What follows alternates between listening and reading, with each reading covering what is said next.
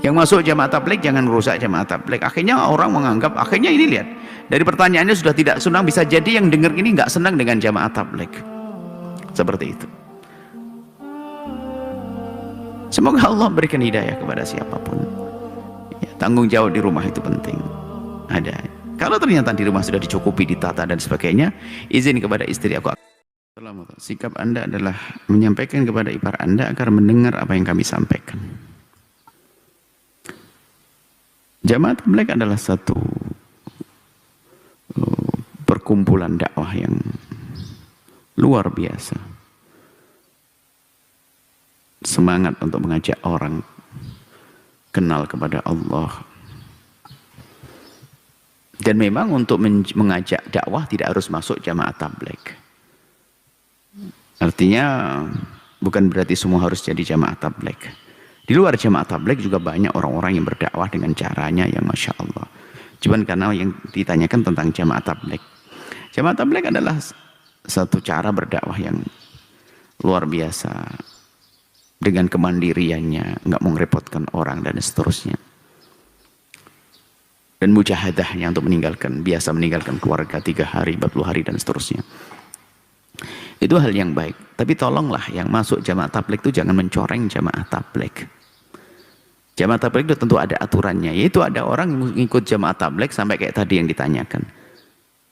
Itu Syekh Ilyas kalau tahu bakal marah begitu. Kalau ketemu bakal dipendung orang begitu tuh. Anda laki-laki memberi nafkah tentu lebih wajib daripada Anda keliling 4 bulan. Kasih nafkah untuk anak istri dan sebagainya kalau punya anak dan istri. Kalau dia masih sendiri ya boleh sah-sah saja dia. Tapi kalau sudah punya tanggung jawab ya jangan. Sebab ada pengaduan dari orang-orang ini dia pencoreng jamaah tabligh. Istrinya sudah ditinggal kasih modal suruh pergi ke pasar. Dianya dakwah jamaah, ikut jamaah tabligh. Pulang minta duit lagi, istrinya ke pasar, marah-marah dan seterusnya. Ya nggak benar begitu. Pergi ke pasar, dagang kamu, nggak usah keliling dakwah-dakwah. Ada memang orang-orang yang menodai pergerakan yang baik dengan perilakunya semacam itu. Dan setiap perkumpulan ada orang-orang seperti itu. Kadang memang dia pemalas, nggak mau cari nafkah, alasannya dakwah-dakwah tok. Istrinya orang soleh, orang baik, nggak bisa ngomong apa, kok dakwah kok mau saya larang. Padahal istrinya juga kebingungan di rumah. Ada anak 4, sekolah semuanya. Suaminya dakwah keliling lagi. Ya kalau sudah kau cukup di rumah, haji yang wajib saja aturannya loh di rumah dicukupi loh ya. Dakwah memang ya wajib. Kalau memang Anda harus dakwah, tidak harus Anda pergi 4 bulan, sehari keluar bisa saja selesai. Kalau Anda mampunya hanya sehari. Paling tidak dakwah ke tetangga dan tidak harus pergi ke luar negeri. Senang jalan-jalan tapi nyeksa istri di rumah. Anda jangan merusak jamaah tabligh. Jangan ganggu, jangan rusak jamaah tabligh. Ini adalah suatu pergerakan yang indah. Kita menemukan kehebatan mereka, berani datang ke kampung kamu pelosok-pelosok yang kami pun belum berani menginjakkan kaki ke tempat itu. Mereka dengan semangat ngajak orang sholat dan sebagainya. Nah ini kadang-kadang dinodai oleh orang-orang begitu itu. Main dinodai oleh orang-orang yang tidak tahu, akhirnya ya begitu. Menikmati jalan-jalan di rumah, lupa di rumah ada tanggung jawab. Dosa dia haram. Bukan urusan jamaah tabligh saja, siapapun. Kalau Anda ustadz seneng ceramah ke sana kemari tapi istri terlantar, ya nggak benar, kerja aja ke pasar jualan. Karena suami punya kewajiban memberi nafkah. Jangan saya nanya sendiri atas nama dakwah, bahkan ada atas nama iktikaf, atas nama ibadah, ada lagi atas nama ikut majelis taklim. Ada istrinya menangis gara-gara suaminya ikut majelis taklim fulan bin fulan, tak taunya di rumah terlantar. Nggak bener. Sholat Jum'ah saja perlu dibatalkan kok, nggak perlu sholat Jum'ah kok bagi seorang laki-laki yang di rumah ada istri yang perlu ditunggui karena dia sakit.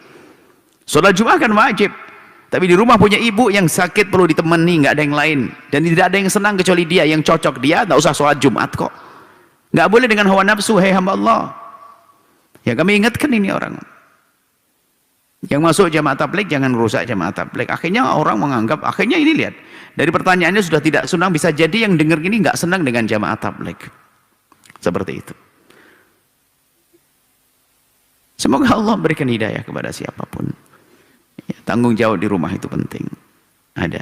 Kalau ternyata di rumah sudah dicukupi, ditata dan sebagainya, izin kepada istri, aku akan pergi 3 hari. Dan enggak, itu adalah kan urusan 3 hari 40 hari itu adalah cara yang ada dalam jamaah tabligh. Adapun yang lainnya bebas dengan cara apa saja, yang penting jangan sampai hidup kita tidak ta'muruna bil ma'ruf wa tanhauna 'anil munkar, jangan sampai tidak mengambil bagian amar ma'ruf nahi munkar. Kalau kita ingin mulia harus mengambil bagian, itu kan kuntum khaira ummatin ukhrijat linnasi, kalian sebaik-baik umat yang dihadirkan Allah di tengah-tengah bangsa manusia punya ciri khas. Nah ini kalau kita pengen baik ya ciri khasnya ta'muruna bil ma'ruf wa tanhauna 'anil munkar, ngambil bagian, cuman caranya bermacam-macam. Seperti kalau Al-Bahjah juga punya cara misalnya. Caranya adalah bermacam-macam dakwah dengan apapun yang kita miliki, dengan apapun itu. Bermacam-macam cara. Itu kan ijtihad sekelompok orang untuk bagaimana memotivasi jamaahnya untuk bisa berjuang mengajak orang kepada sah aja, terserah ijtihadnya seperti apa. Yang penting tidak mengganggu lah. Kalau mengganggu kayak tadi itu menjadikan di rumahnya nggak ada penafkah, ya salah itu, pasti dilarang oleh ulama mereka. Gitu loh ya, insyaallah.